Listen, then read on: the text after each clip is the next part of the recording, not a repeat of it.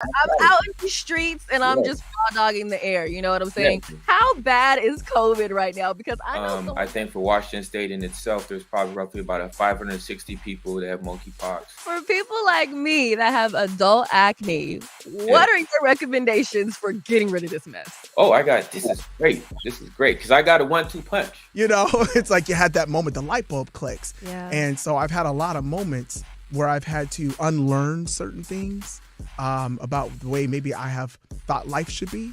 And it's been beautiful sitting in the growing seat. I think all of us need to sit in the seat called I'm willing to grow. There's this saying that I really believe in is, you've been planted, not buried. And there's a season when you are in the dark. And you think about a farmer when they plant a seed in the ground, they don't go back immediately and dig it up and be like, where's my flowers? Or where's the corn? Or where's the stuff at? It takes time. And so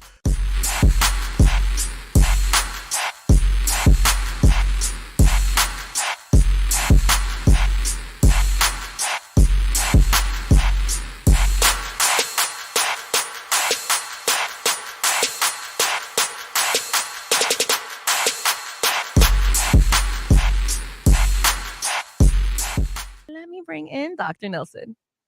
Hey, Hello, how are you? I'm doing quite well. How are you doing there today? I'm doing good. I'm doing good. Good.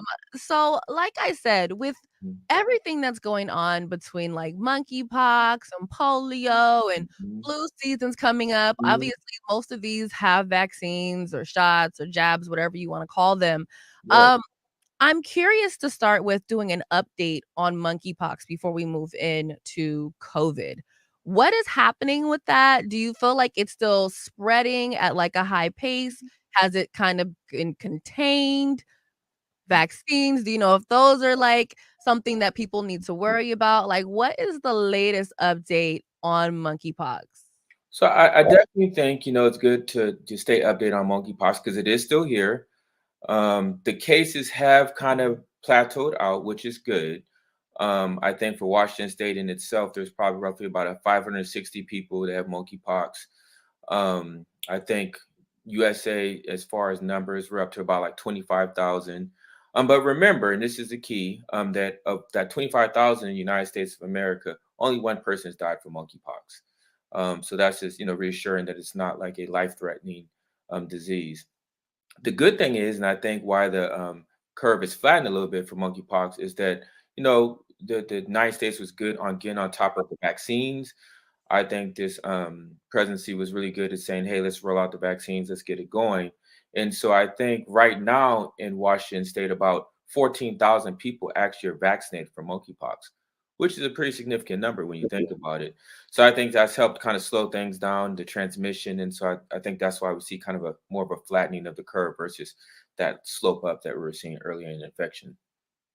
So, well, that's good because I think with monkeypox, I think what made it so alarming for people was the visual of it and what it Yeah. looks like. And then it just made it to where it's like, well, wait a minute. Yeah. You can have it for how long? It can transfer for how long? So I know I personally was definitely worried about it, but it's really good to know that it is starting to like really like come to like that plateau moment to where it Mhm. doesn't seem like it's going to ramp up like say a COVID. Yeah, and I think the theme in it, like the theme for this, is vaccines. These people that are getting vaccinated are helping reduce the transmission, and so I think that's been helping us in just our battle against monkeypox.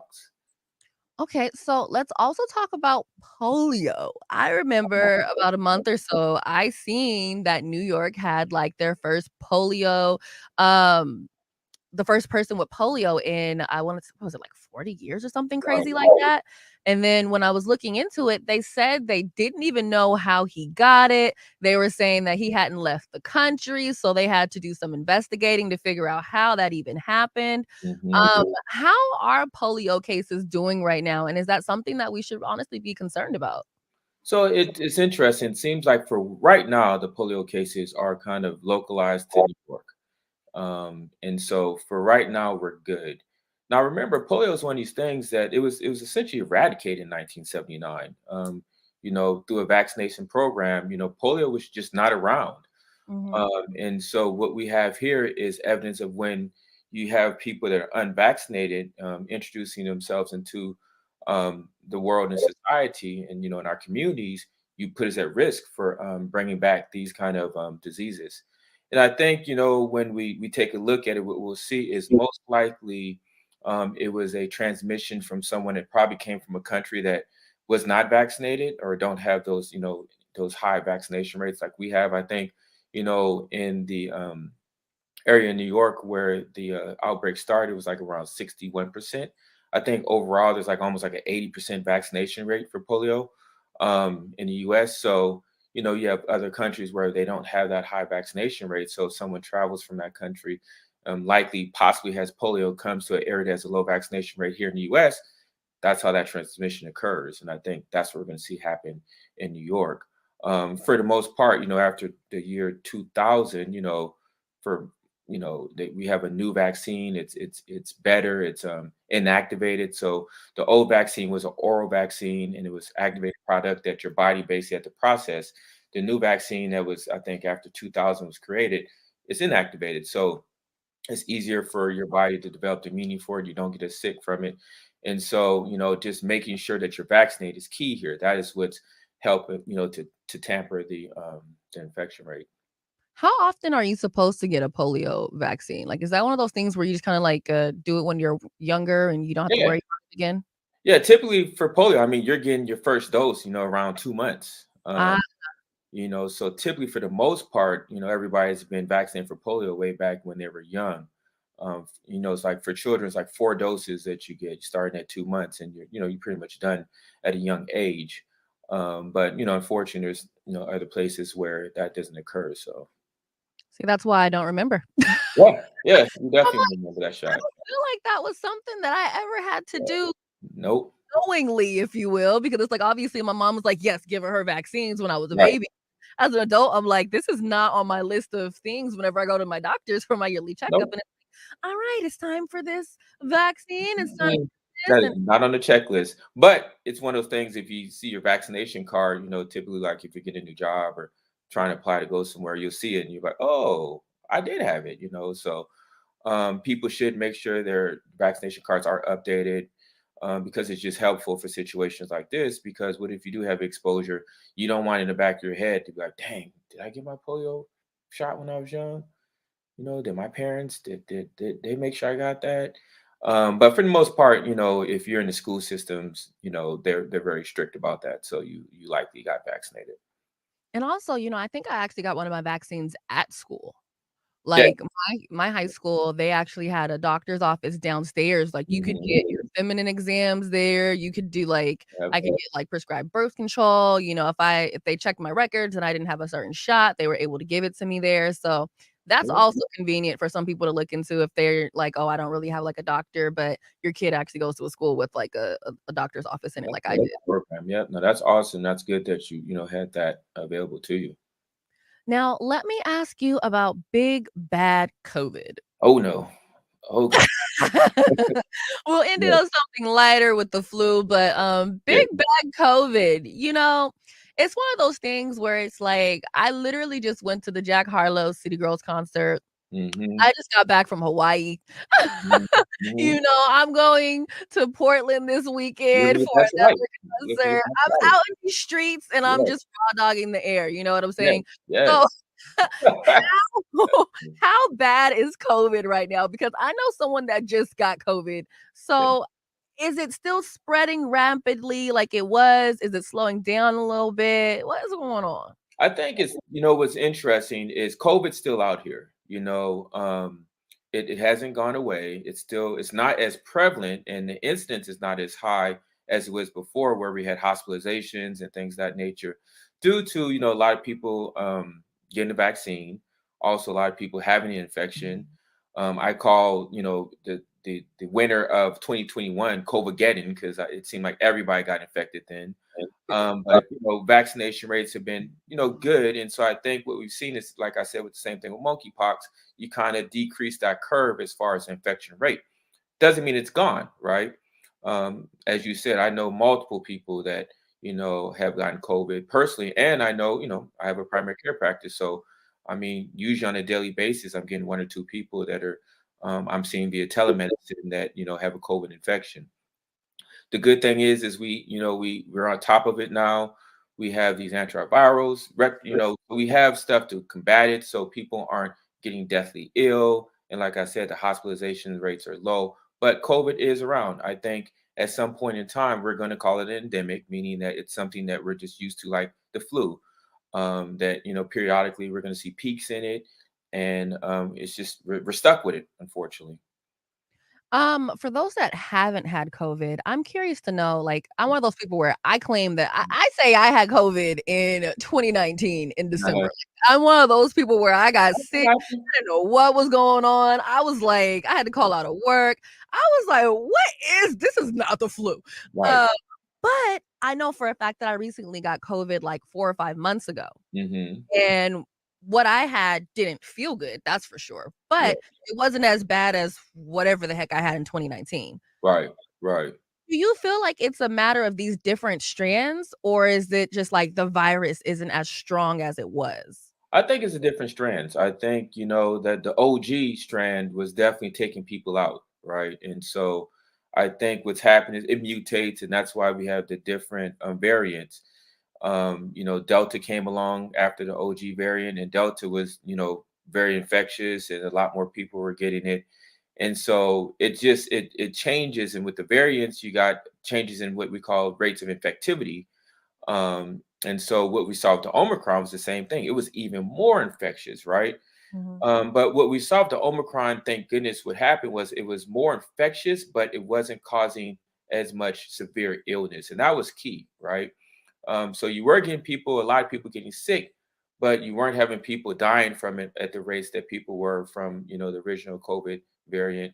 And you saw that people were, their illness was pretty mild. Some people just, had stuffy nose or just had a headache or something Yeah. like that. And so that was the big change.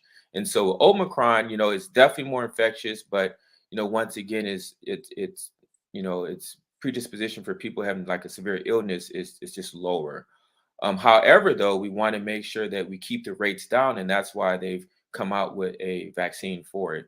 We're coming into the fall season. This is flu season. This is get sick season. Kids are back in school. Everybody's in college. We're moving around. It's holidays coming. Everybody's touching everything, runny noses, the whole nine. And so, we just as healthcare providers want to just get on top of this and make sure that we don't have like a crazy, COVID/flu season ahead of us. Speaking of flu season, I was at a barbecue yesterday and, Barbecues are good. They're fun. it was outside. We were sitting indoors, but, I forget who I was talking to, but we were talking about he was telling me that he's hearing that this fall, they're Mhm. expecting more people to have the flu just because not enough people had the flu in the last 2 years, being that a lot of times we were at home, so that immunity hasn't necessarily, been built in, and, it's good to make sure you have, like, your COVID shot, but get both of your boosters and make sure that you get your flu shot because they're expecting a really, really nasty flu Yeah. season, Yeah. their immunity. No, that's very true. I've been hearing that also, that this is going to be a crazy flu season. So you just don't want to be caught out there, right? And it gets confusing. Do you have the flu? Do you have COVID? And you just don't want to deal with that, right? And you don't want to get taken out the game. And some people, might end up getting the flu plus COVID, which would be crazy. You definitely don't want that. So vaccine, vaccine, vaccine, vaccine. This on the CDC site, I think you'll see that they're starting the flu season on October 1st. At my practice, we're already giving out the flu shot and getting people vaccinated. I highly recommend getting your flu vaccine. It's going to be a hard season. Things are more open now. Remember, for the past like couple years, around this time, we're wearing masks all the time. But now you're going places, there's not as many masks, not as many people wearing masks. So we're back, we're right back to where we were before, where, you're going to be exposed to all these germs. So you just got to be ready for that. I was literally just at, I also went to an event last night. I actually went to 4 different events yesterday. I was on a move. You had a good night. You had a good day. Yeah. When I was in the elevator, there was actually a sign that, typically it says "mask required," and now the sign says, "Masks are no longer required." Oh, wow. Oh, there's I a was sign that like, says that. Oh, okay. "You Statement. guys really took the time to print that." Yeah, that's a statement. That's what we call a statement. Well, I just, you gotta you got to have your own kind of standard of care for yourself, right? You got to really think, what do I want to do for myself? What do I feel is best for myself and how I want to live? I think that's what it comes down to. We're all individuals. We all have the right to make our own decisions. And so, we do know COVID's still here. We know the flu's here. And so, you know that if you're not wearing a mask, you're making yourself susceptible. So you just got to make that choice. You got to make that decision. Like you said, it's not fun being sick. Nobody wants to be sick. And so you got to keep that in mind. Yeah, you might not become deathly ill, but who wants to be in their bed, chills, fevers, aches for, 4, 5, 6, 7 days. So you just kind of got to, take it into mind what's best for you. The vaccine's there. Getting vaccinated is going to help your chances of not getting the disease. And so, you just got to make the right decisions for yourself. And this is a very, very random spandom question, but I Love have you those, here. Why not? love those kind of questions. For people like me that have adult acne, Yeah, what are your recommendations for getting rid of this mess, or at least yeah. calming it down? Oh, this is great. This is great because I got a 1-2 punch. This Come is on my with 1-2 punch for the practice, right? So you got to think with acne, right? What's going on? You have the sebaceous glands in your skin overproducing the oil, right? And so what's happening is that bacteria loves that. And so you got bacteria that hangs on there. So you got bacteria, you got this oil. So now you get this bump, you get this acne, right? it. Mhm. So what we need to do is we have to do a couple of things. First of all, we got to get rid of that bacteria. And so that's when I use like a topical antibiotic like clindamycin. And I tell my patients, wash your face and then use the topical antibiotic clindamycin to the areas, right? So that's taking care of the bacteria. So you clean it, you're getting the bacteria out of there. So then on top of that, though, you want to make sure that you're doing something to decrease the inflammation that's caused by kind of this reaction. And so that's when we get benzoyl peroxide. And actually, that's Clearasil. You've heard of Clearasil. So benzoyl peroxide is Clearasil. That's the brand name of it. And so I tell them to apply Clearasil to those areas. That that combo is the 1-2 punch. Okay. And then there's another benefit from the Clearasil because it's benzoyl peroxide. It has almost like it lightens hyperpigmented areas. So when you get maybe like a hyperpigmentation, kind of almost like that scarring from Mhm. the acne, it kind of helps lighten that scarred area. So you kind of get that benefit too. So that's my 1-2 acne punch. Nice. And then is there, like, any foods that you would recommend people stay away from that Yes, you typically know will cause this to happen? yeah, so we've seen that foods that have kind of a inflammatory factor will cause that. So you want to stay away from like wheat. You want to stay away from like chocolate. You really want to make sure you know what your food allergies are too, because sometimes you can have an interplay of those things. Dairy products, you want to kind of avoid dairy products. Red meats, inflammatory. So you kind of want to avoid those things that we know are inflammatory products. Awesome, and then one more. Yeah. How often do you recommend people wash their pillowcases? That's a very, very, very good question because that does set you up for acne, right? And so what you want to do is you kind of want to make sure you get just in a routine. Because I think what happens is we just completely forget about our pillowcases and think that those things just remain clean for like our stay in our whatever residence we are, house, whatever. You do need to clean them. I recommend doing it at least once a week, so that you're making sure that you're yes, yes, once a week. So you're just making sure that bacteria is just not settling in there and just getting all cozy. So as soon as you lay your face on a pillow, it just gets in that skin and into those pores and causes all those problems. So I recommend once a week. You do want to make sure too that, depending on your skin, watch what kind of detergent you're using. Because if your skin's very sensitive, you should probably use a hypoallergenic detergent. So just something else to consider. That makes a lot of sense. I know, like, with me, it's so easy for me to wash, like, my bed sheets and, like, you just Mhm. pop it in and go but for some reason, the the pillowcases are not always You so cannot I forget definitely about have that. left it on the floor one day and maybe I woke up and, like, my pillow was on the floor and I was like, "Oh, whatever, it's fine, I'm not gonna worry. I forgot to throw these in, whatever, but Maybe no, I'll put it in there. but, Yeah. whatever." Gonna work on that. Do not forget your pillowcase. It's essential. You gotta think, your hair is on the pillowcase. There's just so much stuff that carries bacteria that's on your pillowcase. So No, that makes a lot of sense. I think we covered a lot today, yeah. making sure that we get these vaccines in. That way we got like a nice update on monkeypox, polio, Yeah. COVID, and the flu. Ooh. Check, check, check, check. And we also talked about acne and how to keep that skin clean or clear, or at least prevent the acne coming in by making sure we wash our pillows. And remember that 1-2 punch: clindamycin topical and benzoyl peroxide. Are those things that you would need to get over the counter, or is anything that I could get at like a CVS or something? So the clindamycin antibiotic you would definitely need to get a prescription for. But you can use benzoyl peroxide, you can get a prescription, but Clearasil also has benzoyl peroxide in it, so you could just use the over-the-counter Clearasil. Okay, perfect. Yeah. Well, you know what? As usual, this is always very helpful and educational to me. And Always a I pleasure. remember when I did a clip of the monkeypox, somebody was like, "Oh my God, this is so helpful." So definitely want to keep these going. Remind everyone of where they can find you at on social media. Yeah, so you can find me. I'm on Instagram. I'm the Roundaway Doc, so come check me out. I'm also on Facebook. I do postings. I try to, make it easy to understand, health needs and health issues that we have. So check me out.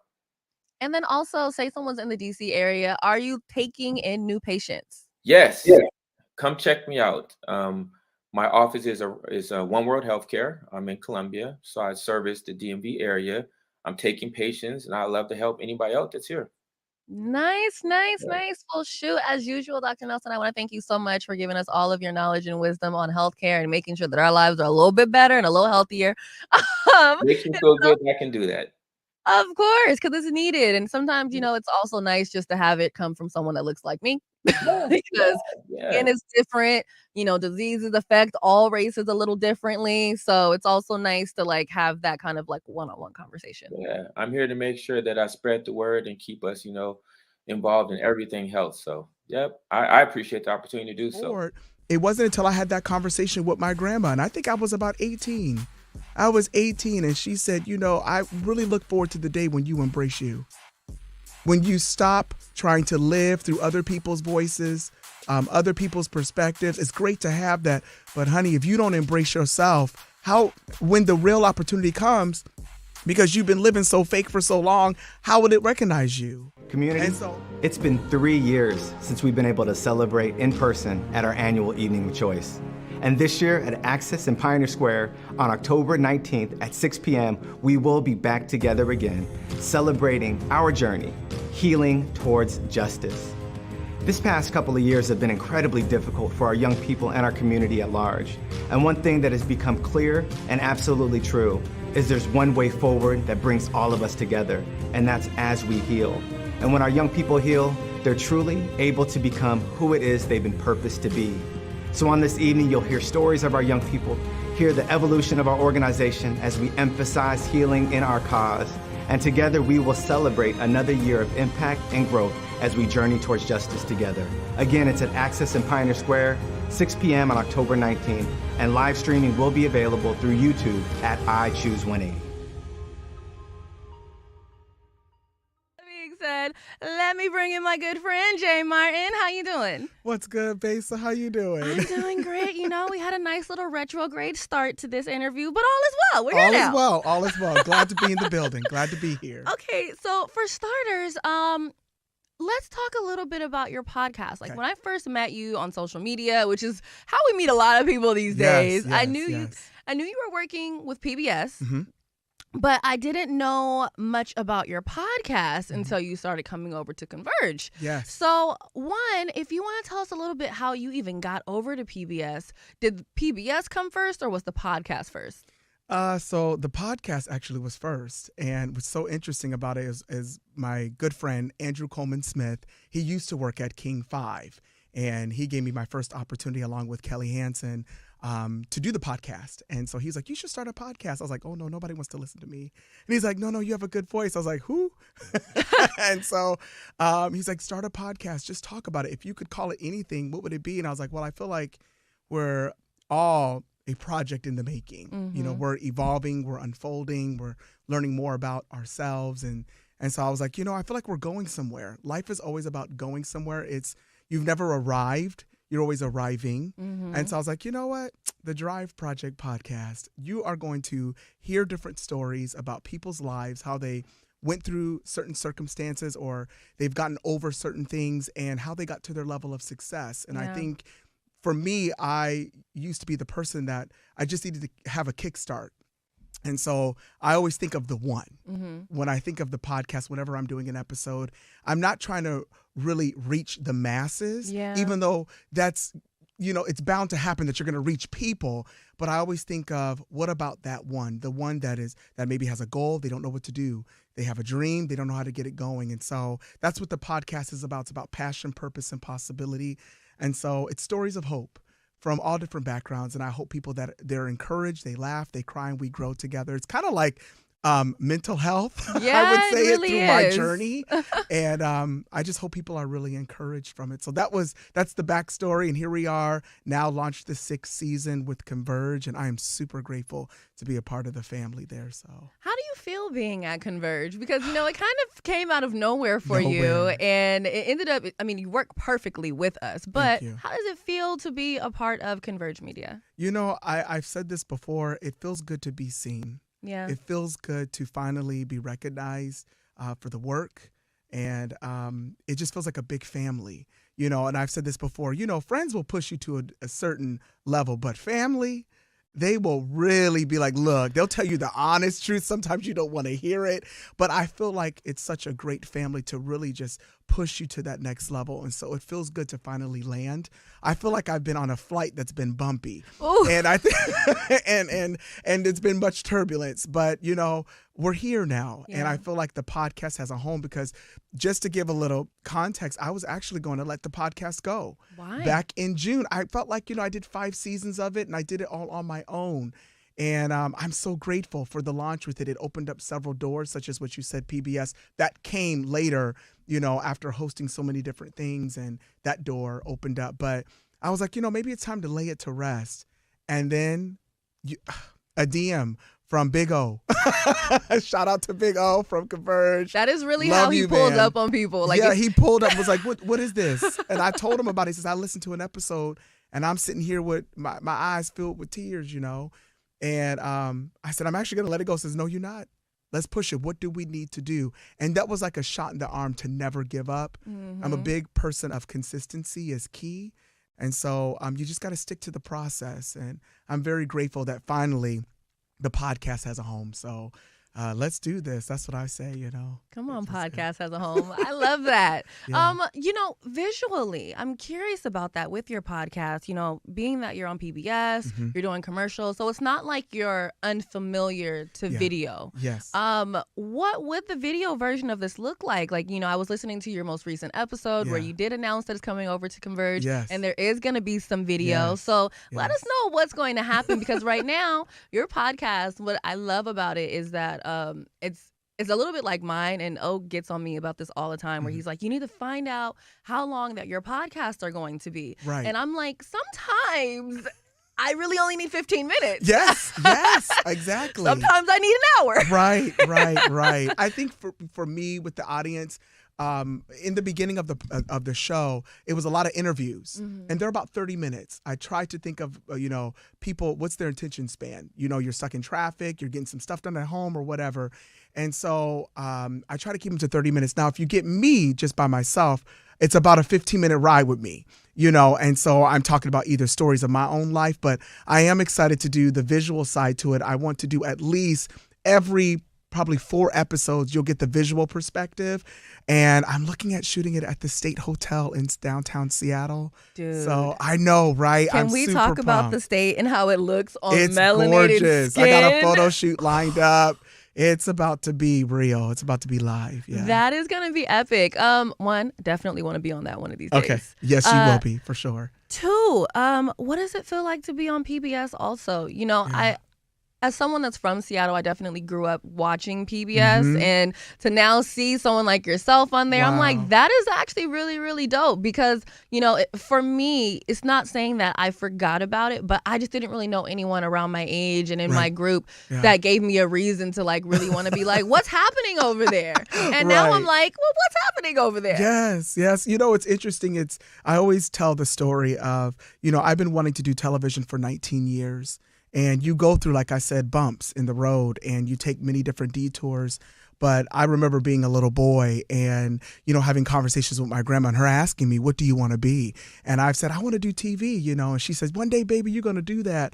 And so you fast forward and, you almost lose heart, you almost lose heart because you get so many no's. But no's, I really believe, are very important because it builds your character, And so, fast forward to 2021, I was once again in the same predicament where I was thinking maybe I'll just let it go. Let go of media. Maybe it's just time to go get that job, live that life, and do what you got to do. There's nothing wrong with that. I give a shout out to all the people that do that. I have so much respect for you.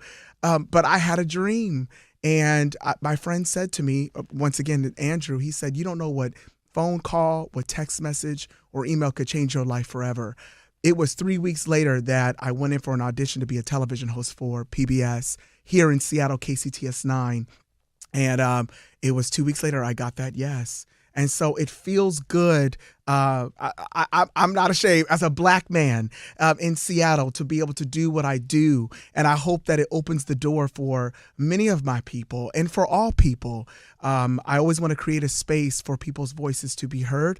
So it feels good, Besa. It feels good. And I get emotional from time to time because when you waited so long for something, but like my grandma said, any meal that's been prepped, if it's right, it's worth the eating. It is worth the wait. And I'm happy to be at the table. So it feels good to be at PBS. I love that. And one of the things that when I was listening to your podcast, there was a point when you kind of talked about how when you wanted to give up and then you just kind of felt like maybe this just isn't for me. Right. But then there was another portion where you talked about doing it even when people aren't watching you because it makes it to where it's like once that time finally hits, they're able to see so many things that you were doing over the years when nobody was even paying attention, or at least you thought nobody was paying attention. Right. Somebody watching. Somebody was watching.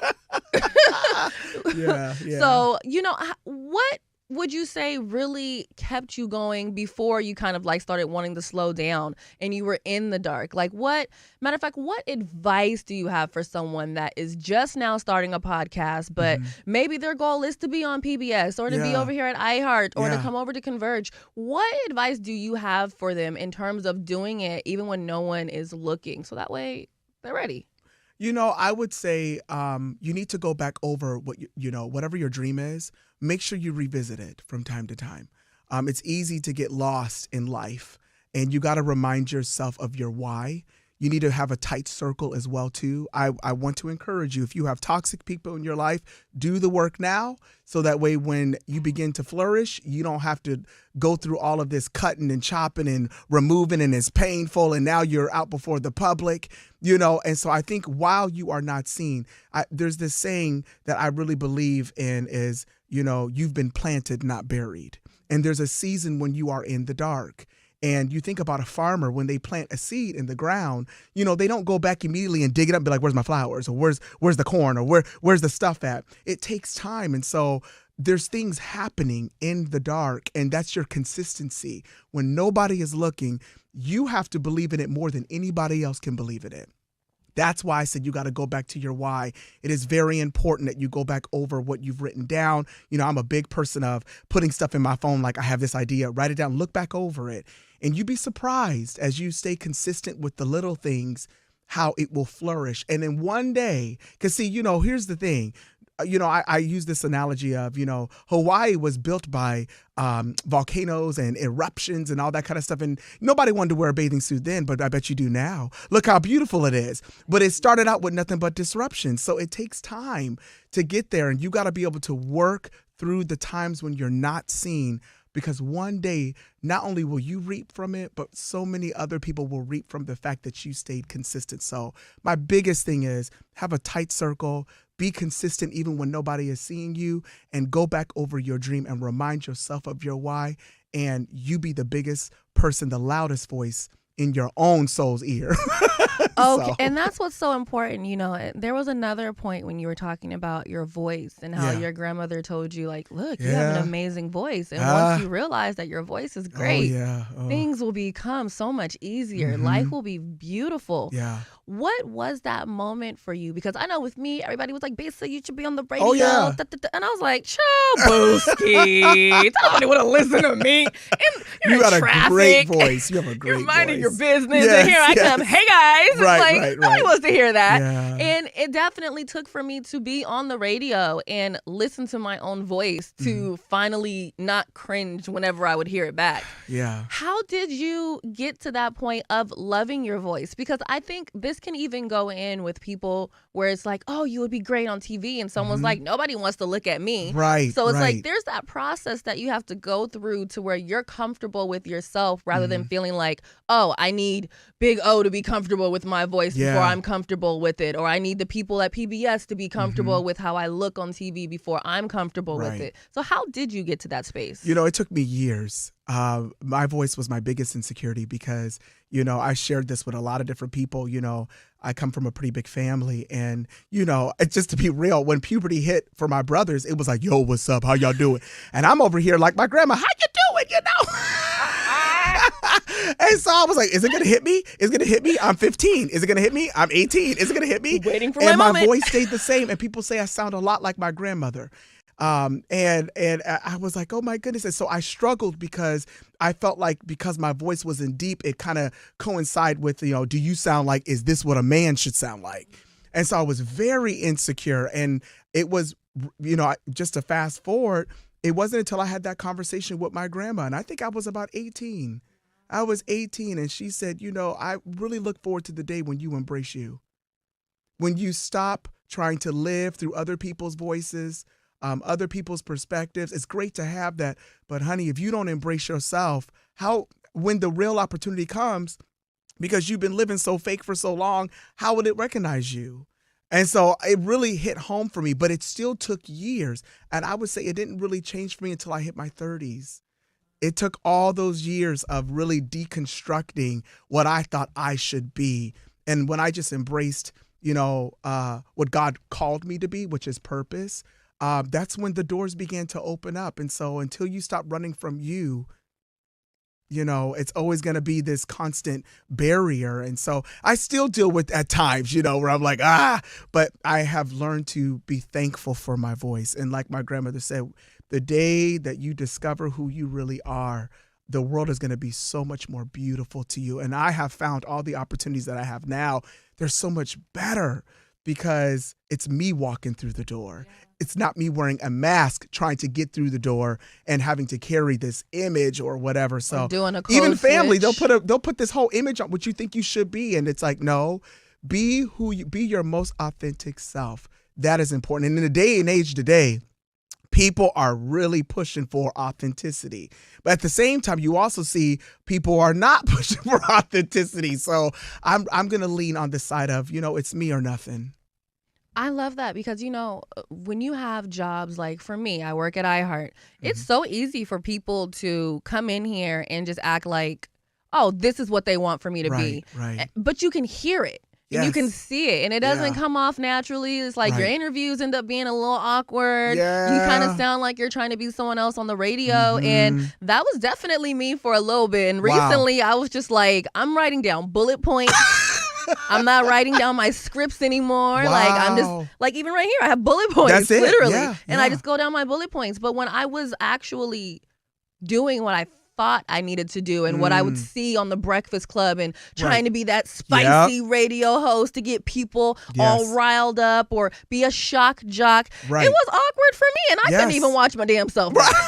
Now, if I don't want to watch me back, I know you don't want to watch me. I know you don't want to listen to this It's interview. painful when you see yourself when you for years had to wear a mask. Yeah. And that's why I go back to when you're trying to be something else than yourself, when the real opportunity comes, it won't recognize you. Yeah. Because you're trying to be somebody else. So I think it is very important that we drop our guard and be like, this is who I am.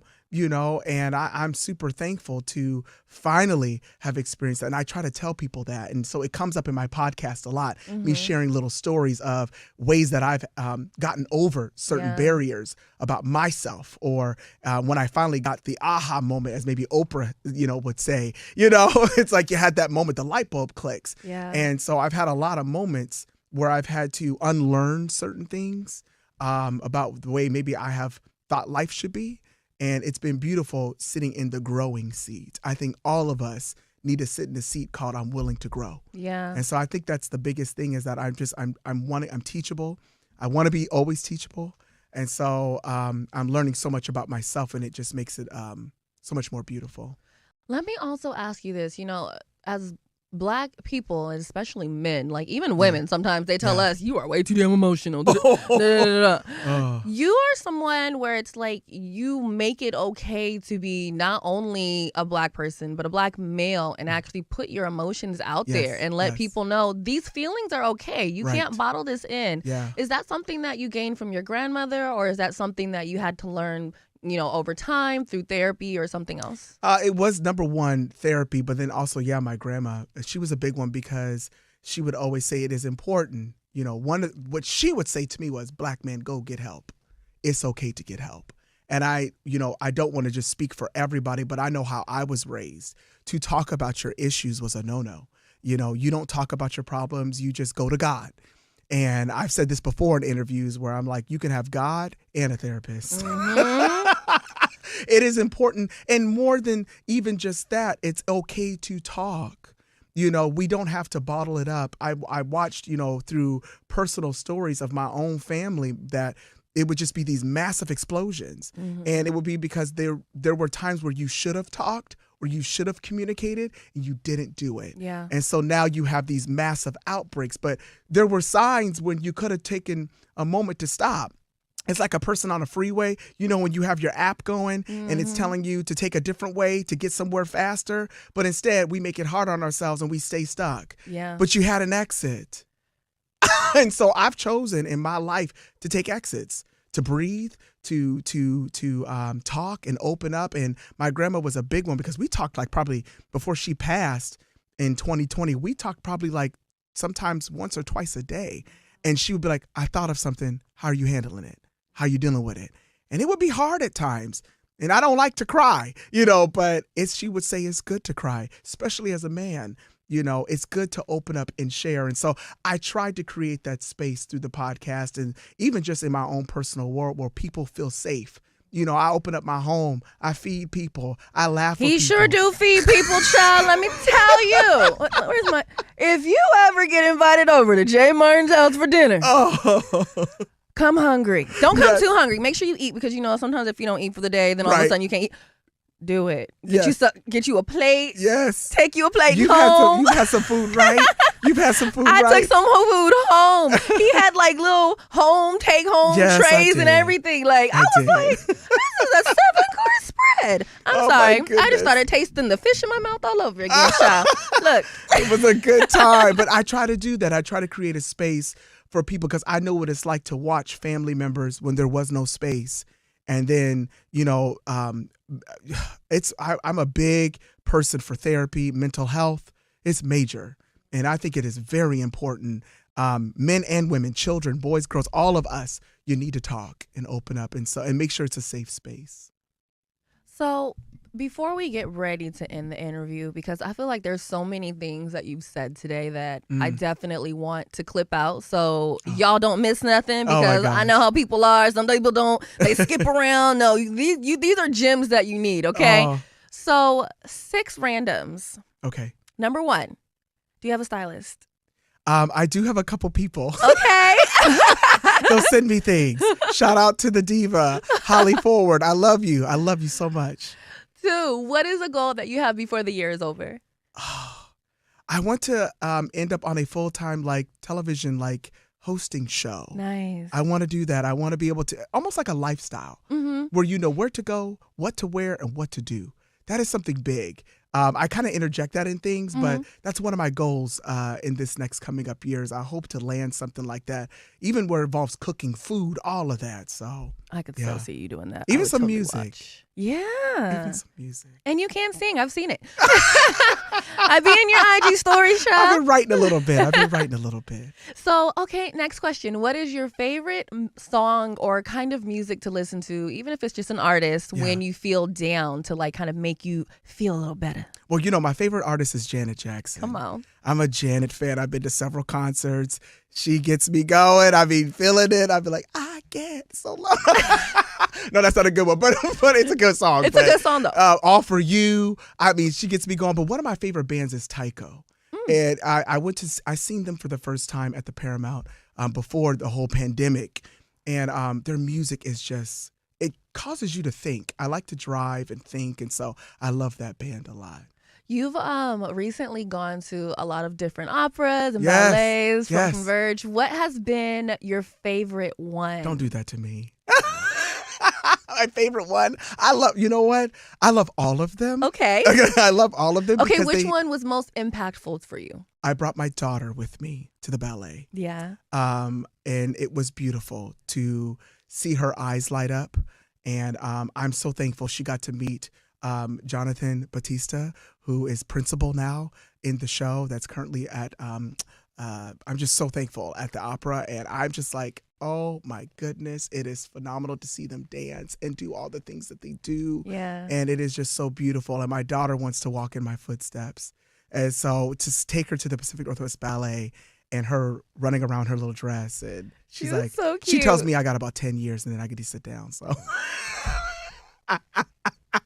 Well done. Oh my goodness, I love her. She's a boss. What was the first food that you learned to cook from your grandmother?